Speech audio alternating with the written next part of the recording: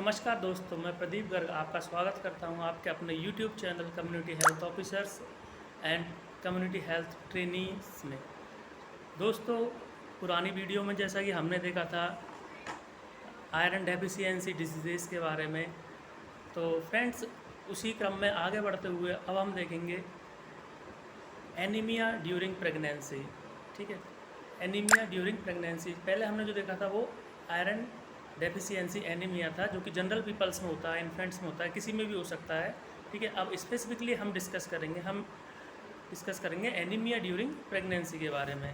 ठीक है, तो फ्रेंड्स जब बात करें एनीमिया ड्यूरिंग प्रेगनेंसी की, तो जैसे कि हमने पुरानी वीडियोस में देखा था कि एनीमिया को कैसे पता लगाया जा सकता है, किन सिम्टम्स के थ्रू पता लगाया सकता है, कैसे हीमोग्लोबिन लेवल को मेज़र कर सकते हैं, पता लगा सकते हैं हम एनीमिया का। ठीक है, तो अब बात करते हैं कि एनीमिया की एक्चुअली में कंडीशन क्या है पूरे वर्ल्ड में, इंडिया में, हमारे इंडिया में क्या कंडीशन है एनीमिया की। तो फ्रेंड्स, एनीमिया पूरे वर्ल्ड में एक न्यूट्रिशनल प्रॉब्लम है पूरे वर्ल्ड में। ठीक है, और इंडिया के अंदर 20% मैटरनल जो डेथ होती है उसका रीजन होता है वो एनीमिया ही होता है। ठीक है, iron deficiency anaemia, specially anaemia ही उसका सबसे बड़ा कारण होता है। ठीक है, तो न्यूट्रिशनल एनीमिया जैसे कि मैंने आपको बताया एक ग्लोबल प्रॉब्लम है। डेवलपिंग कंट्रीज़ में ये प्रॉब्लम और भी ज़्यादा है। ठीक है, भारत के अंदर 56% एडोलसेंट गर्ल्स इस चीज़ से सफ़र करती है। 56%, 56% एडोलसेंट गर्ल्स के अंदर एनीमिया होता है। 60% एडल्ट फीमेल के अंदर एनीमिया होता है, 60% फीमेल्स के अंदर।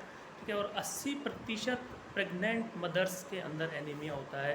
यानी कि हम कह सकते हैं कि ऑलमोस्ट सारी प्रेग्नेंट लेडीज़ एनीमिया से सफ़र करती है। ऑलमोस्ट मतलब 80% के अंदर एनीमिया होता ही होता है। कारण क्या है, आखिर इतना इतना एनीमिया क्यों है? ठीक है, तो उसका सबसे बड़ा जो कारण है वो ये है कि पुअर एब्जॉर्प्शन। ठीक है, कभी कभी ऐसा होता है कि हम डाइट प्रॉपर लेते हैं, आयरन रिच डाइट लेते हैं, लेकिन वो प्रॉपर एब्जॉर्ब नहीं हो पाती, उसका पूरी तरह से अंदर बॉडी में एब्जॉर्ब नहीं होना उसका सबसे बड़ा कारण हो सकता है। ठीक है, अब एब्जॉर्ब क्यों नहीं होती, एब्जॉर्ब नहीं होने के कारण क्या हो सकते हैं? हो सकता है वॉर्म इन्फेस्टेशन, सबसे पहला रीज़न हो सकता है वॉर्म इन्फेस्टेशन, स्पेशली हुकबॉर्म इन्फेस्टेशन, यानी कि किसी कृमि का पेट के अंदर विकास होना या उपस्थित होना। ठीक है, उसकी प्रेजेंस के कारण आयरन का एब्जॉर्प्शन पुअर होता है। तो उसके लिए हम सिंपली उसको ट्रीट करने के लिए हम सिंपली एल्बेंडाजोल 400 mg 6 मंथ में हर किसी को प्रोवाइड करने चाहिए, मोर देन जिसकी एज 2 ईयर्स से ज़्यादा है। जिनकी एज 2 साल से ज़्यादा है उनको एल्बेंडाजोल 400 mg हर 6 महीने में प्रोवाइड करते रहना चाहिए।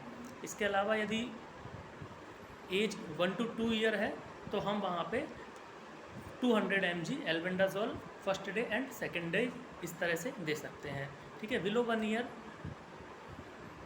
डिवॉर्मिंग नहीं की जाती है, एल्बेंडाजोल नहीं दिया जाता है जनरली।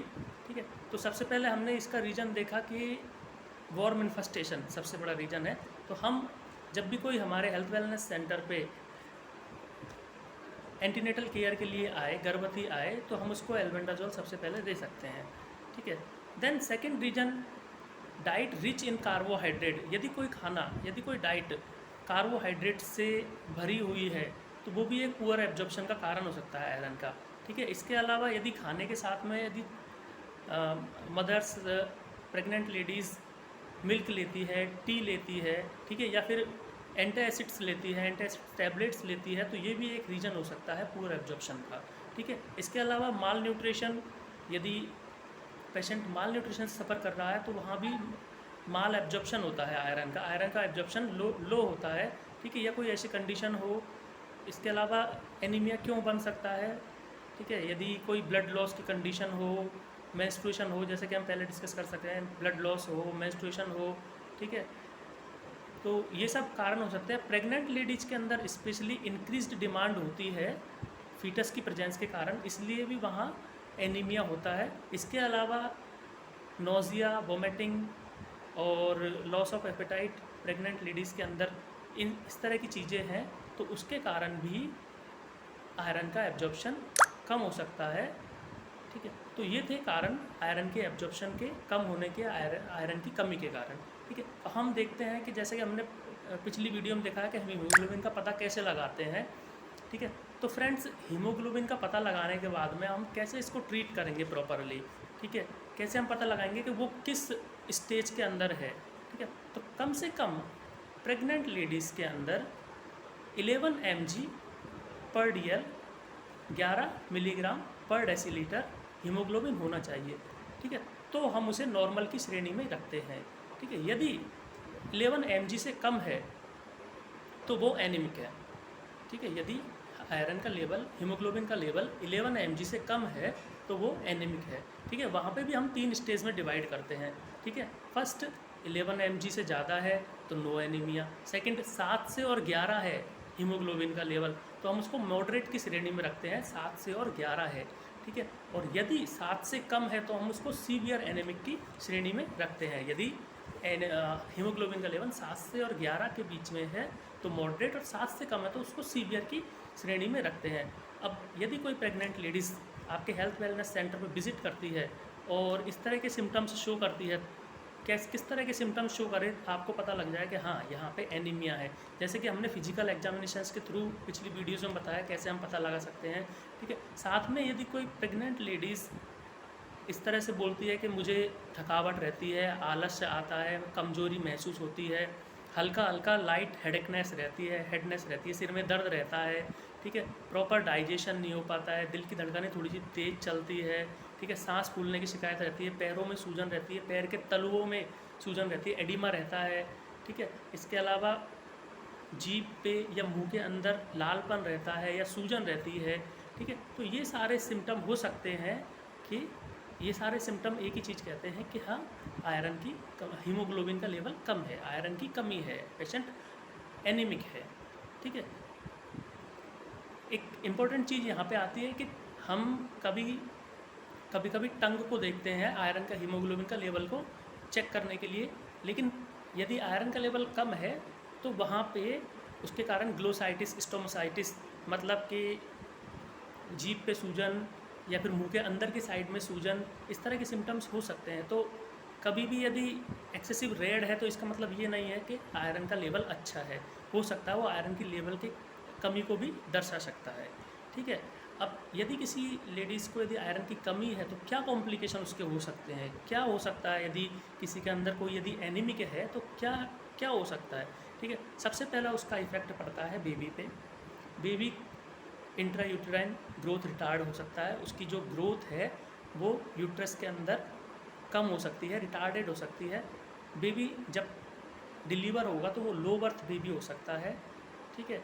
इसके अलावा यदि बहुत ही ज़्यादा सीवियर है एनीमिया, उस केस मदर यदि बहुत ज़्यादा सीवियर एनीमिक है तो उस केस में बेबी का मेंटल IQ लेवल कम हो सकता है। ठीक है। डिलीवरी प्री टर्म हो सकती है, डिलीवरी समय से पहले हो सकती है। ठीक है। इसके अलावा मदर में यदि कोई वुंड है तो वो डिले हील होगा, उसमें हील होने में टाइम लगेगा। ठीक है। उसका इम्यूनिटी जो लेवल है वो भी गिर जाएगा। ठीक है। डिलीवरी की टाइम पे ब्लीडिंग ज़्यादा होगी, ब्लड लॉस ज़्यादा होगा। ठीक है। डिप्रेशन पोस्ट डिलीवरी के बाद में रह सकता है। ठीक है। इसके अलावा जो उनकी लैक्टेशन है वो भी इम्पेयर हो सकता है। इस तरह की चीज़ें आयरन की कमी होने के कारण, हीमोग्लोबिन का लेवल कम होने के कारण हो सकता है। ठीक है। तो ये सब चीज़ें थी जिनसे हमने पता लगाया कि हाँ आयरन की कमी कैसे पता लगाए, कैसे क्या कॉम्प्लिकेशन हो सकते हैं। ठीक है। अब हम बात करते हैं कि यदि हमारे सेंटर पे, हमारे हेल्थ वेलनेस सेंटर पे यदि कोई इस तरह का प्रेग्नेंट लेडीज़ है, मदर्स है, तो हम कैसे उसको मैनेज करें, हम नॉर्मल प्रेगनेंसी वाले केस में भी क्या मैनेजमेंट करें। ठीक है। तो फ्रेंड्स, एक चीज़ हमेशा ध्यान रखनी है कि जो गवर्नमेंट सप्लाइज़ में जो आयरन की टैबलेट आती है उनके अंदर 100 mg iron plus 0.5 mg folic acid होता है। ठीक है। तो हम फर्स्ट ट्राइमेस्टर के बाद में, यानी कि 3 महीने के बाद में कम से कम एटलीस्ट उसको 100 टैबलेट प्रोवाइड करें। ठीक है। हम उसको एक साथ 100 टैबलेट यदि अवेलेबल है तो दे सकते हैं, या फिर हम उसको टुकड़ों में दे सकते हैं, एक एक महीने की करके। ठीक है। बेटर है हम उसको एक एक महीने की करके दें और मंथली उसका हीमोग्लोबिन लेवल चेक करते रहें। ठीक है। यदि इफ़ेक्ट आता है, अच्छा इफ़ेक्ट आ रहा है तो हम उसको कंटिन्यू कर सकते हैं, अदरवाइज़ हम उसको रेफ़र कर सकते हैं आगे। ठीक है। तो हम कम से कम नॉर्मल वाले केस में जहाँ हीमोग्लोबिन का लेवल ठीक है, उस केस में भी हमको एटलीस्ट 100 टैबलेट्स देनी ही है, ठीक है। और सेम हमको रिपीट करना है आफ्टर डिलीवरी, डिलीवरी के बाद में भी, क्योंकि डिलीवरी के दौरान जो ब्लड लॉस हुआ उसकी पूर्ति करने के लिए भी आयरन की ज़रूरत होती है। तो सेम हमको रिपीट करना होता है आफ्टर डिलीवरी, यानी कम से कम 3-3.25 महीने तक 100 टैबलेट्स हमको देनी है। डेली की 1 टैबलेट लेनी होती है आयरन की नॉर्मल लेडीज़ को जिनकी हीमोग्लोबिन का लेवल नॉर्मल है, ठीक है। अब बात करते हैं एबनॉर्मल वाले केसेस में जिनका हीमोग्लोबिन लेवल कम है, 11 से कम है, तो उन केसेस में हमें सुबह शाम 1-1 टैबलेट देनी है, यानी कि 200 टैबलेट देनी है। उसी तरह देनी है जिस तरह से हम नॉर्मल में दे रहे हैं, लेकिन वहाँ पे हम डोज को डबल कर देंगे, ठीक है। वहाँ पे हम 200 टैबलेट्स ड्यूरिंग प्रेगनेंसी देंगे आफ्टर फर्स्ट ट्राइमेस्टर, ठीक है। और सेम पोस्टपार्टम यानी कि डिलीवरी के बाद में भी 200 टैबलेट्स 3-3.25 महीने तक रेगुलर देंगे, ठीक है। तो इस तरह से हम नॉर्मल और थोड़े से जो नॉर्मल केसेस नहीं है, एनीमिक केसेस है, मॉडरेट एनीमिक केसेस, उनको डील कर सकते हैं, ठीक है। फिर बात आती है कि हमें कैसे पता लगेगा कि हम जो ट्रीटमेंट दे रहे हैं वो सही है या नहीं है। तो हम उसको मंथली मॉनिटर कर सकते हैं। जब वो हमारे सेंटर पे आए तो हम मंथली 1 मंथ में प्रोग्रेस चेक करेंगे। यदि हीमोग्लोबिन का लेवल 0.5 या 1 से ज़्यादा बढ़ गया है पहले वाले लेवल से, तो इसका मतलब ट्रीटमेंट इफ़ेक्टिव है, हम उसको कंटिन्यू कर सकते हैं, ठीक है। तो अब आती है फ्रेंड्स बात सीवियर एनीमिया वाले केस की। यदि हीमोग्लोबिन का लेवल 7 से भी कम है, 8 से कम है, इस तरह से कम है, तो हमें उनको तुरंत रेफ़र करना चाहिए, क्योंकि उस केस में वहाँ उनको ज़रूरत होती है इंजेक्शंस वगैरह, इंजेक्शन थेरेपी की या फिर थोड़ा सा और एडवांस थेरेपी की, ठीक है। तो इस तरह के केसेस को हम रेफ़र कर सकते हैं, हमें तुरंत रेफ़र करना चाहिए, ठीक है।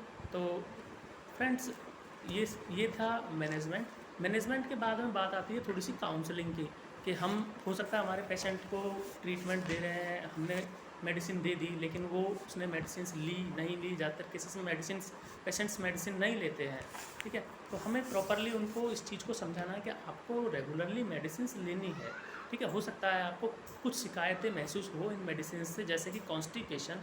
तो उस केस में यदि आपको लगे कॉन्स्टिपेशन है, तो आप अपनी डाइट के अंदर थोड़ा सा रफेज डाइट, ठीक है, जो कि कॉन्स्टिपेशन को रिलीव करती है, इस तरह की डाइट इंक्लूड कर सकते हैं, ठीक है। और ज़्यादा से ज़्यादा वाटर पानी पिए, ठीक है। तो ये थोड़ा सा कॉन्स्टिपेशन को रिलीव करेंगे। यदि मदर ट्विंस बेबी के साथ में है तो उसको आयरन की रिक्वायरमेंट भी और बढ़ जाती है, ठीक है। तो वहाँ भी हम आयरन की डोज और बढ़ा सकते हैं, ठीक है। इस तरह से इसके अलावा हमें ये ध्यान देना है कि मदर आयरन की गोली कैल्शियम के साथ में नहीं ले, कैल्शियम के 1 घंटे 2 घंटे के डिफरेंस में ले, एटलीस्ट 2 घंटे का डिफरेंस रखे आयरन कैल्शियम के बीच में, ठीक है। तो वो ज़्यादा इफेक्टिव रहती है, उसका एब्जॉर्प्शन बहुत अच्छा होता है, ठीक है। और एक इम्पॉर्टेंट चीज़ है कि जैसे विटामिन सी भी आयरन के एब्जॉर्प्शन के लिए अच्छा रोल प्ले करता है। तो विटामिन सी के नेचुरल सोर्सेस हम उनको सजेस्ट कर सकते हैं, जैसे कि जो भी खट्टे फल होते हैं, नींबू, ठीक है, जो भी खट्टे फल होते हैं, नारंगी,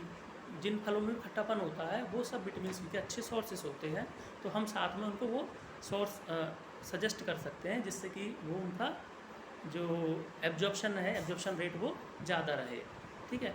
तो फ्रेंड्स ये था कि किस तरह से हम एंटीनेटल वाले केस में एनीमिया को पहचानें और ट्रीट करें, मैनेज करें उसको, ठीक है। आपको वीडियो अच्छा लगा तो आप लाइक एंड सब्सक्राइब करना ना भूलें, और आपकी यदि कोई भी क्वेरी हो या आप किसी भी टॉपिक पे वीडियो चाहते हो तो आप कमेंट में लिखना ना भूलें। Thank you friends.